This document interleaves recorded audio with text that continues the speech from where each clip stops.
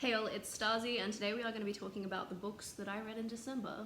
It was quite possibly the busiest December that I have ever experienced, between like finishing up at work for the year, Christmas events, end of year events, concerts, festivals, going out. I think there were even some birthdays in there. Like there were multiple things going on every single weekend. It was very, very busy. It was, a good time, but a busy time.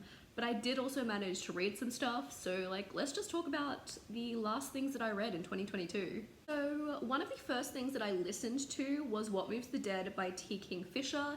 This is a horror. It is quite short, and it involves weird fungi stuff, which is something I'm coming to learn that I think I kind of like weird mushroom horror.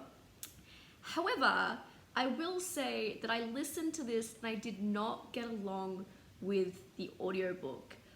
So I recognized that there were things in this story that, I kind of liked, but I don't know that I loved the experience overall. And I don't know even exactly why. I think part of it was the narrator. I wasn't loving how it was narrated. So I feel like this is something that, because I did recognize elements I liked, that I might enjoy it more reading physically. But yeah, I didn't love the audiobook. I didn't love the audiobook. And when I went to Goodreads, I'm not the only one who's had that experience. So I feel like maybe at some time in the future, if I feel up to it, maybe I'll read this physically at some point, because I gave it 3 stars because, as I said, there were elements I recognized I liked.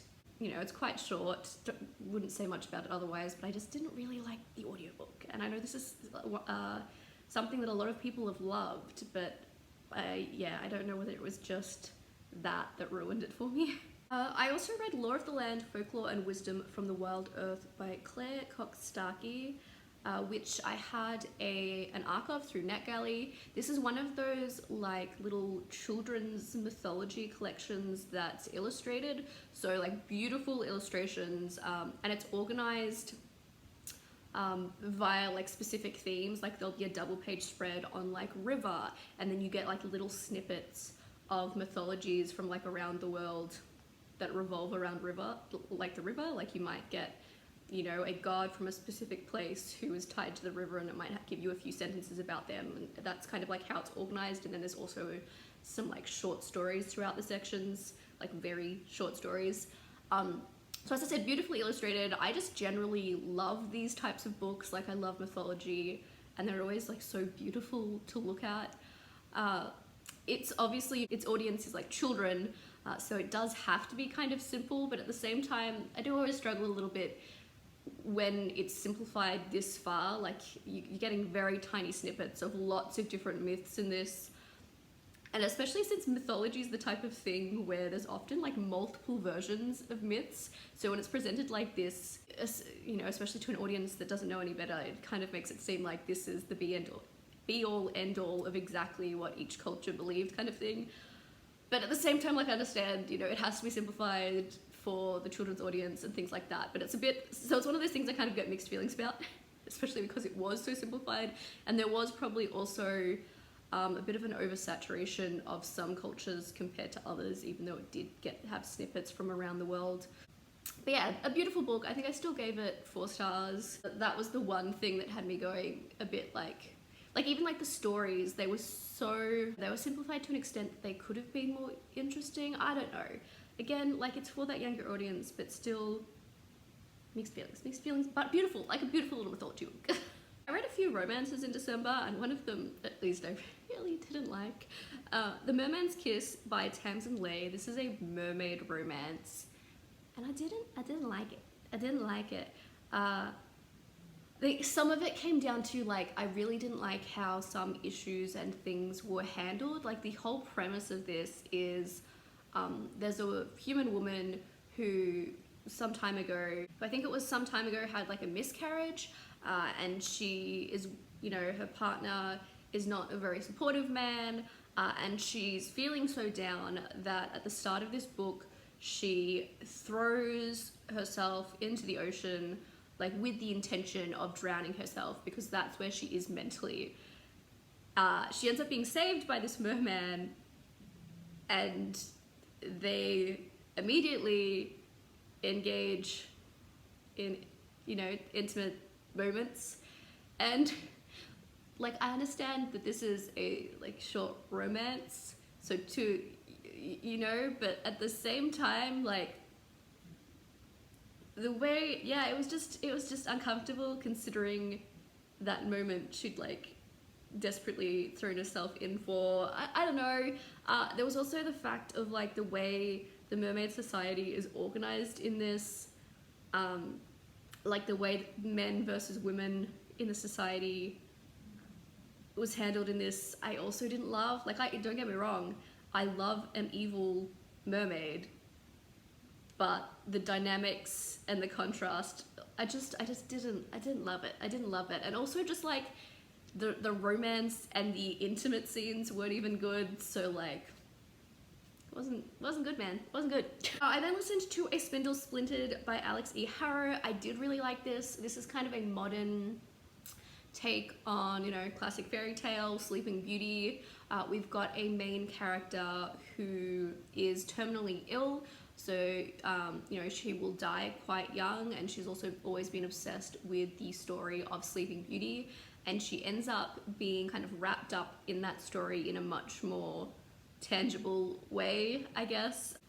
I really enjoyed this. I love fairy tale stuff in general, and this did have, you know, a different twist than I'd ever seen before, and it was incorporated in a different way, and had some interesting character dynamics and things going on. So another one that was quite a short listen, but I did really like it. I then read A Merry Little Meet Cute. I wanted to pick up something that was a little bit Christmassy while it was still December. So this is a romance set around Christmas time. A romance between a porn star and an ex-boy band member who are currently filming like a Hallmark Christmas movie together, I think it was. This was, on one hand, I'm kind of like, yeah, this was fine. But on another hand, I was also like, it wasn't great though. It was a thing I read. It was also completely forgettable. Like, I don't know that I could tell you really anything about it beyond like, yeah, not loving it, but thinking, I mean, it's fine. It was a Christmassy thing I read around Christmas time. I have no thoughts. I've never thought about it again since reading it. Although I will say, one thing I do recall is, for the fact that one of the main characters was a porn star, the intimate scenes were not very exciting. I then listened to a Mirror Mended, and this is the sequel to a Spindle Splintered.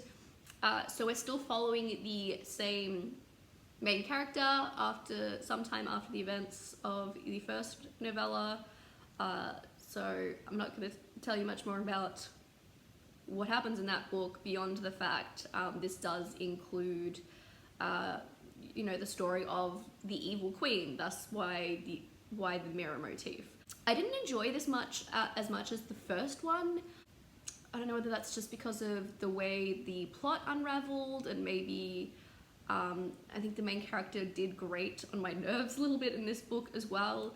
But I do kind of like seeing kind of the villain's perspective and things like that, and that was interesting. But I think I gave this one 3 stars versus the 4 stars of the other one, because yeah, I didn't love it as much.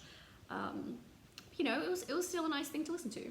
I feel like I'm just powering through this and not telling you very much, because I feel like I'm usually sitting here for longer, but we are up to the last thing I read. I think that's also because in December I mostly read like very short things like novellas or romances. I think that's, yeah, pretty much entirely, other than like the mythology picture book, they were pretty much all novellas and romances, which are very quick reads that I tend to not have as much to say about.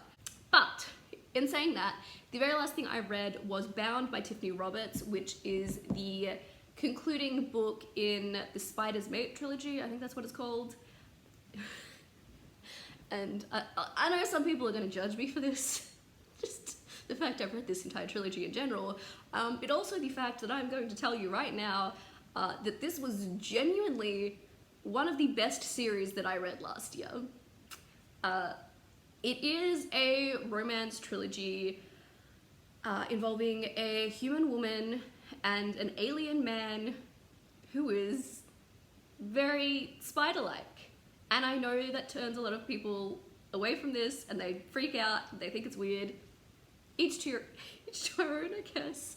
I read the first one initially for my monster romance reading vlog that I did last year. And yeah, concluded the year with finally finishing off this trilogy. And as I said, genuinely one of the best series I read last year. Because along with being a romance, this also has like a really interesting plot and cast of characters. And I think that's why I actually like enjoyed it so much, is because especially I find that with romances, I tend to need a plot as well. Like if there's nothing else going on, or if I don't like the characters, like I'm not into it, you know? But this has a really interesting plot as well. There's a lot of like kind of the political dynamics of the alien race on this planet, and there's also things to do with humans and that little group that forms.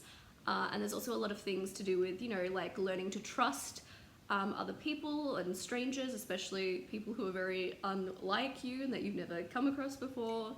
And also just those like friendships and all of those interesting dynamics. So it has a really, this book has that really nice balance of plot and friendships in that cast of characters, while also obviously having that primary emphasis on the romance, because it is primarily still that romance trilogy, right? So yeah, if you're not too freaked out by spiders, you know, if you like monster romance or alien romances, I recommend this trilogy, because genuinely a good romance trilogy. And probably one of my favorites of 2022. So judge me all you will, but that is what it is. In saying that, that is everything that I read in December. So that's, you know, wraps up my year of reading for 2022. I would love to hear, you know, what's one of the best things that you read last year. I have not gone about compiling my like best books and worst books of the year yet, though this, you know, video probably gives you an indication of at least one series that's probably gonna end up on those best books. But yeah, I'd love to know what your favorites are, or, you know, one of your worst of the years. That's always interesting as well. But otherwise, I will see you next time, and TT Fen, and Starzy out.